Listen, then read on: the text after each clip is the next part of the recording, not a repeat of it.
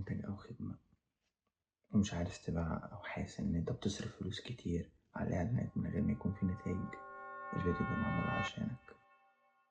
التسويق هو العمود الفقري لأي بيزنس، هو اللي بيعرف يفرق بين مشروع بيكسب ملايين ومشروع بيفشل. في الفيديو ده هنتكلم عن يعني إيه تسويق بالتفصيل. هنتكلم عن مراحل التسويق والفرق بينهم، لأن التسويق له مراحل مختلفة. هنتكلم ازاي تحدد جمهورك المستهدف، وهنتكلم ازاي تبني استراتيجية ناجحة زي الشركات بتعملها، وهنتكلم ازاي تحلل وتتابع نتائج للحملات بتاعتك. يعني ايه التسويق وليه هو مهم؟ التسويق هو الطريقة اللي بتوصل بيها الخدمة بتاعتك أو المنتج بتاعك للعميل الصح. مش بس إعلان أو بوست، هي رحلة العميل بيعيشها معاك من أول ما بيسمع عنك وبيسمع عن المنتج بتاعك لحد ما بيقرر إن هو يشتري الخدمة أو المنتج بتاعك. مثال بسيط عشان نفهم النقطة اللي فاتت دي. تخيل إن أنت عندك مطعم لسه فاتحه جديد ولكن مفيش حد يعرفه. النتيجة إن مفيش أي عميل هيخش المطعم حتى لو كان بيعمل أحسن أكل في الدنيا. جنبك في مطعم تاني لسه فاتح ولكن الأكل بتاعه وحش جدا جدا، ولكن الناس كلها عارفاه. هتبص على يمينك هتلاقي إن المطعم مليان ناس حتى لو مكانش يستاهل ده. وده ليه؟ عشان عامل تسويق كويس وعنده فريق عامله تسويق ناجح وكويس. عشان تعرف يعني ايه تسويق لازم تعرف الفرق بين التسويق والإعلان والمبيعات، لأن في بينهم فرق كبير جدا. وكل الناس بتفكر إن التسويق مجرد إن أنا أعمل حملة وشغلة وخلاص كده التسويق بتاعي خلص، ولكن التسويق له مراحل كتير أوي هنتكلم عنها النهاردة بالتفصيل. وإن شاء الله كلكم هتطلعوا من الفيديو ده فاهمين يعني إيه تسويق وتقدروا تشغلوا حملة ناجحة لإعلاناتكم أو منتجاتكم. إيه هو الإعلان باختصار؟ باختصار الإعلان هو إن أنت تعلن عن المنتج أو الخدمة بتاعتك بكل بساطة. اللي هو مثلا أنا عندي مسحوق ملابس، مثلا عندي ستور مثلا على الفيس بيبيع مسحيق ملابس، تمام. فمجرد إن أنا أكتب بوست أنا عندي مسحوق ملابس كده أنا أعلنت عن المنتج بتاعي. مثال في عالم الديجيتال بقى عشان نفهم النقطة صح ونفهم المثال كويس أو نفهم كل اللي فات ده كويس. أنا مثلا جرافيك ديزاين، تمام، وعندي جمهور مثلا صغير كده على قدي بيتفرج على فيديوهاتي لأنه مهتم مثلا بالمحتوى اللي أنا بنزله ومحتاج أو عايز إن هو يتعلم. فتنزل فيديو مثلا شورت وتقول له أنا عملت كورس بيعلمك الفوتوشوب من الصفر ل100. أنت كده أعلنت عن الكورس بتاعك، تمام. أنت مثلا ماركتير برضه، زي ما إحنا مثلا بنتكلم عن الماركتينج فهنتكلم برضه عن الماركتير. نزلت كورس إن أنت عملت كورس ماركتينج بيعلمك الماركتينج من الصفر لحد 100. كده أنت برضه أعلنت عن المنتج بتاعك، بس أعلنت. نخش بقى على نقطة صغيرة جوه النقطة الكبيرة بتاعت التسويق، وهو الترويج. يعني إيه ترويج؟ باختصار الترويج هو إن أنت مثلا تخلي الناس أو العملاء تجرب المنتج بتاعك ببلاش. يعني طبيب مثلا لسه فاتح جديد، يعني دكتور لسه فاتح جديد في المنطقة عندكم وتلاقيه منزل عرض يقولك أول كشف مجاني أو الكشف مجاني للناس اللي فوق 45 سنة. كده هو عمل ترويج للخدمة بتاعته. تخيل تروح عند الدكتور ده بقى، يعني تخيل العرض اللي الدكتور ده عامله دخل دماغك يعني وقلت إن أنت تجربه. فتروح تلاقيه بيقولك إحنا عندنا خدمة الساونا إجبارية قبل ما نخش على خدمة مثلا العلاج الطبيعي، لأن هو كان دكتور علاج طبيعي. فطبعا دي حاجة غير الاعتيادية، يعني احنا مش متعودين على ده، فاهم. هو كده عمل ترند بيعمل جزء من التسويق، يعني هو نقطة برضه أصغر من النقطة الكبيرة اللي هي التسويق. طبعا بعد ما الخبر انتشر، لأنه هو كان حاجة غير الاعتيادية اللي احنا متعودين عليها، لأن مش من العادي إن أنا أروح عند دكتور ألاقيه عنده ساونا. الناس اتفاعلت معاه بشكل إيجابي، يعني مشاعرهم اتحركت تجاه الخدمة دي وحست إن هي مفيدة للعلاج، مثلا العلاج الطبيعي ممكن تخلي العلاج الطبيعي له نتيجة أحسن. فأنت كده دخلت في نقطة العلاقات العامة. أكيد أنا قلت لك الحاجة دي باختصار، ولكن في تفاصيل أكتر، وأنا مش حابب إن أنا أطول الفيديو فهتكلم برضه على الحاجات دي والنقط دي بشكل عام.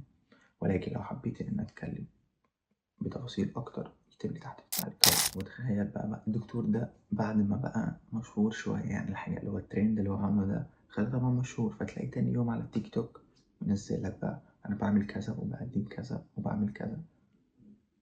ومش هتندم لو جيت تجرب عندي مثلا أو تعمل زيارة، لأنه طبيعي كخدمة علاج طبيعي مش محتاج إن الواحد يكون عنده حاجة عشان يروح له، يعني ممكن يعني نروح له من غير أي حاجة، يعني بس حتى عشان يفك لنا عضلات ويبدأ بشكل عام إن هو يكلمك عن المميزات بتاعة الخدمة بتاعته. يعني هو كده وصل لمرحلة المبيعات بشكل مبدئي. تخيل بقى كل المراحل والرحلة اللي احنا عدينا عليها سوا دي من أول التسويق لحد المبيع بشكل مبدئي، اجمعهم كده كلهم على بعض. مبروك انت كده فهمت معنى التسويق. هقولك بقى المعلومة دي على السريع لأن هي مش محتاجة وقت أو مش محتاجة تفاصيل كتير. التسويق بكل مراحله كده مع بعض له 3 مراحل. أول مرحلة إن العميل يعرفك، تاني مرحلة إن العميل يعجب بيك، تالت مرحلة إن العميل يثق فيك فيقرر إن هو يشتري منك. كده نكون خلصنا أول جزء من الفيديو وهو يعني إيه تسويق. ولو هناخد درس مستفاد من الجزء ده هو إن المنتج لوحده مش كفاية. خش بقى على نقطة إزاي تعرف وتحدد الجمهور المستهدف. علشان تبني خطة تسويق ناجحة لازم تعرف الجمهور المستهدف بتاعك، ما تكلمش أي حد، لأن أكبر غلطة الناس كلها بتعملها هي إن هي بتحاول تبيع لأي حد. ولكن النقطة الصح إن مش كل الناس مهتمة بالمنتج أو الخدمة بتاعتك، فلازم تعرف الجمهور بتاعك كويس أوي عشان تعرف تبني خطة ناجحة. هديك شوية أسئلة دلوقتي لازم تجاوب عليها قبل ما تقرر إن أنت تعمل خطة تسويق أو إن أنت تسلك حملة. أول سؤال هو مين اللي هيستفيد من المنتج أو الخدمة بتاعتي؟ ولاد، بنات، ناس كبيرة، عندهم كام سنة، راهقين، شباب، كبار في السن؟ ايه المشاكل اللي بيواجهوها المنتج بيحلها؟ اشتري المنتجات دي منين؟ سوشيال ميديا، متاجر اونلاين، او محلات تقليدية اللي هي موجودة في اي حتة؟ ادخل على النت منين؟ فيسبوك، انستجرام، تيك توك، يوتيوب. مثال بسيط عشان نفهم النقطة اللي فاتت دي، لو انا مثلا ببيع منتجات تجميل فده طبعا متخصص في البنات والبنات اللي سنها صغير كمان، فانا كده عرفت ان انا هكلم الناس او البنات اللي سنهم من 18 سنة لحد مثلا 35، لان ده يعتبر الرينج المعقول لان حد يطلب منتجات تجميلية. بيستخدموا بقى انستجرام ولا تيك توك؟ طبعا انا عرفت ان هما كسيدات، انا عرفت ان هما بيستخدموا انستجرام وتيك توك، مهتمين بالعناية والبشرة والمكياج. انا كده قدرت احدد الجمهور بتاعي وازاي هو بيستخدم وازاي اخد له يعني. بعد ما حددنا الجمهور المستهدف لان دي خطوة مهمة اوي، هنخش على الخطوة الاهم دلوقتي. عشان تسوق لاي منتج لازم تبني استراتيجيتك على 4 عناصر اساسية اللي هما الفور بيس. اول عنصر هو المنتج بتاعك، اللي بيميز المنتج بتاعك عن المنافسين. هل المنتج بتاعك بيحل مشكلة للعملاء؟ هل ممكن تضيف ميزة تميزك عن الناس التانية؟ نخش بقى على تاني عنصر وهو السعر. هل سعرك مناسب للسوق؟ هل تسعيرك للمنتج أو الخدمة بتاعتك ده بيعلي من قيمتها ولا بينزل من قيمتها؟ هل عندك عروض وخصومات مثلا تشجع الناس إن هي تشتري المنتج بتاعك أو تشترك في الخدمة بتاعتك؟ ودلوقتي نخش على نقطة المكان. هتبيع المنتج أو الخدمة بتاعتك دي فين؟ أونلاين ولا مثلا في محلات عادية في الشارع؟ هل جمهورك موجود في المكان اللي أنت هتبيع فيه؟ يعني مثلا أنا لو بخاطب مثلا فئة معينة من الجمهور المستهدف، والجمهور ده أنا قررت إن أنا هبيع الخدمة بتاعتي على تيك توك وهم مثلا بيستخدموا انستجرام، فلازم أفهم النقطة بتاعتي دي ولازم أفهم جمهوري بيستعمل الحاجة أو المكان اللي أنا هبيع فيه ده ولا لأ. هل مثلا عندك خدمة الانتشار والتوزيع إن أنت تخلي المنتج بتاعك ينتشر أو يوصل بسهولة؟ نخش بقى على رابع عنصر والأخير هو الترويج. إزاي بتوصل المنتج بتاعك للجمهور المستهدف؟ هل هتستخدم إعلانات مدفوعة عشان تسوق للمنتج ولا هتستخدم مثلا التسويق بالمحتوى؟ هل هتستخدم أو تتعاون مع صناع محتوى عشان تجذب الجمهور بتاعهم للخدمة بتاعتك أو المنتج بتاعك؟ مثال عملي مثلا على النقطة اللي فاتت دي عشان نفهمها كويس. أنا مثلا عندي ستور أونلاين ببيع فيه ملابس شباب، فأنسب طريقة إن أنا أروج أو إن أنا أسوق للمنتج بتاعي هو إن أنا أعمل حملات إعلانية سواء على تيك توك أو على انستجرام، تمام؟ أو مثلا إن أنا أتعاون مع صناع محتوى ولكن عندهم جمهور شبابي، الجمهور اللي بتابعهم سنه صغير، فكده هو مناسب للخدمة بتاعتي أو المنتج بتاعي. نخش دلوقتي على نقطة مهمة برضو في الاستراتيجية التسويقية طبعا، هو إزاي تكتب محتوى إعلاني يشد انتباه العملاء، لأن مش أي محتوى هتكتبه هيأدي بالغرض أو هيوديك للنتيجة اللي أنت عايزها. أي إعلان ناجح لازم يكون فيه ال3 عناصر دول. أول عنصر هو عنوان بيشد الانتباه، زي مثلا لو عايز بيض بشرتك ب7 أيام بس اشتري المنتج ده. تاني عنصر وهو عنوان واضح، اللي هو مثلا اشتري 2 خد واحدة ببلاش. تالت عنصر والأخير وهو إن أنت تشجع العميل على إن هو ياخد أكشن، فاهم، يعمل أي حركة مش بس يشوف الإعلان وبس. بمعنى إن هو مثلا تكتب له اضغط هنا واشتري قبل انتهاء العرض، المدة محدودة أو الكمية محدودة أو العرض محدود، فاهم؟ فأنت كده شجعته إن هو ياخد أكشن. كول تو أكشن. مثال عملي بسيط برضه عشان نفهم النقطة اللي احنا اتكلمنا عليها من شوية. انت مثلا قاعد بتقلب في الفيسبوك، تمام، فتلاقي طلع لك اعلان بيقولك لو عايز تخسر 5 كيلو بالطريقة الصح اشتري برنامجنا واستفيد بخصم 50% لفترة محدودة. اضغط واشتري. تمام. انا كده دلوقتي عملت ايه؟ انا خليت الثلاث عناصر اللي انا كنت متكلم عليها من شوية موجودة في الاعلان بتاعي، اللي هو عنوان جذاب، عنوان يشد الانتباه، عنوان واضح، كول تو اكشن، فاهم؟ اللي هو انا شجعته ان هو يعمل حاجه لما قلت له اضغط واشتري. دلوقتي هنخش على نقطه مهمه في الاستراتيجيه بتاعتنا، وهي اصلا الاستراتيجيات اللي شغاله اللي بتجيب نتائج. اول استراتيجيه معانا وهي تسويق المحتوى، كونتنت ماركتنج. ان انا مثلا اعمل محتوى تعليمي او ترفيهي يجذب العملاء، ان انا انشر بوستات وفيديوهات فيها قيمه مش بس اعلان مباشر. مثال، بجيب بيها كورسات تعليميه، اعمل فيديو قصيرة فيها نصايح مجانية هتخلي الناس تثق فيك وتشتري الكورس كامل. نخش على تاني استراتيجية معانا، وهي طبعا أشهرهم هي السوشيال ميديا ماركتينج، التسويق عبر التواصل الاجتماعي.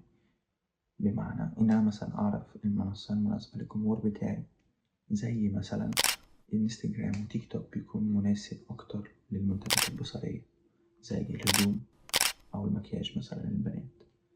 منصة مثلا شبه اليوتيوب بيكون مناسبة أكتر للمحتويات التعليمية والدورات والخدمات. منصة مثلا B2B اللي هي لينكدين بيكون مختص أكتر مع الشركات، فاهم؟ فلازم تعرف المنصة المناسبة للجمهور بتاعك. على تالت استراتيجية طبعا، ودي فعالة جدا وأنا أضمنها، الإعلانات المدفوعة. إن أنا أستخدم إعلانات فيسبوك وإنستجرام بذكاء، يعني مش بس حتى أنا أعمل إعلان مدفوع وخلاص وأدفع فلوس وخلاص، إن أنا أستهدف الجمهور الصح مش أي حد. تالت نقطة والأهم، إن أنا أحلل نتائج الإعلان بتاعي ده وأقدر أعدلها لو حصل حاجة أو شفت إن هي محتاجة أعدلها عشان أوصل لنتيجة أحسن وأفضل. الرابع استراتيجية طبعا وهي دي شغالة جدا، هي التسويق مع صناع المحتوى.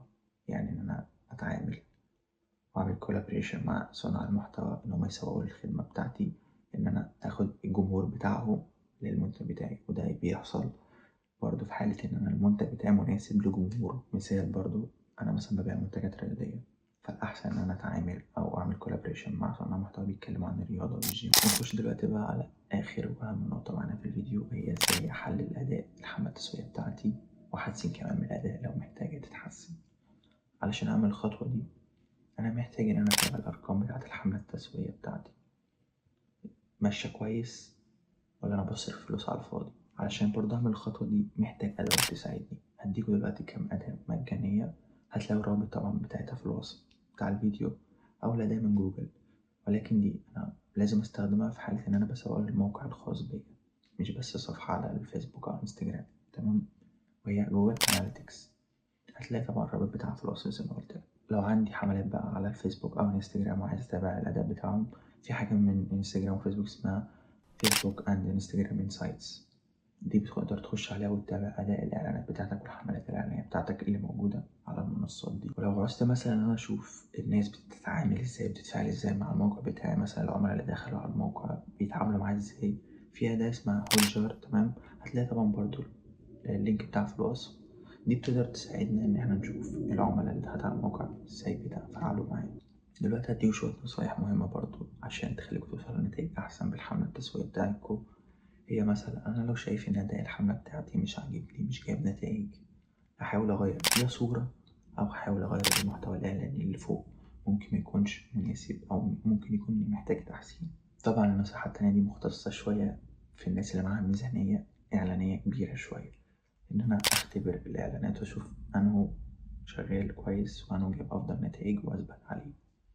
طبعا زي ما قلت لكم يعني دي مختصة شوية بالناس اللي عندها بادجت للماركتينج والتسويق. تالت نصيحة وهي الرياض، إن أنا أستثمر في الإعلانات اللي هي بالي أعلى نتائج. دلوقتي بعد ما عرفت أسرار التسويق وإزاي تبني حملة إعلانية وباستراتيجية ناجحة، قولي تحت في الكومنتات إيه أقوى تحدي دلوقتي بتواجهه وأنت بتسوق المنتج بتاعك. لو عجبك الفيديو متنساش تقولي رأيك تحت عشان تصلي على النبي. سبحان الله وبحمد سبحان الله العظيم. أشوفكوا الفيديو الجاي.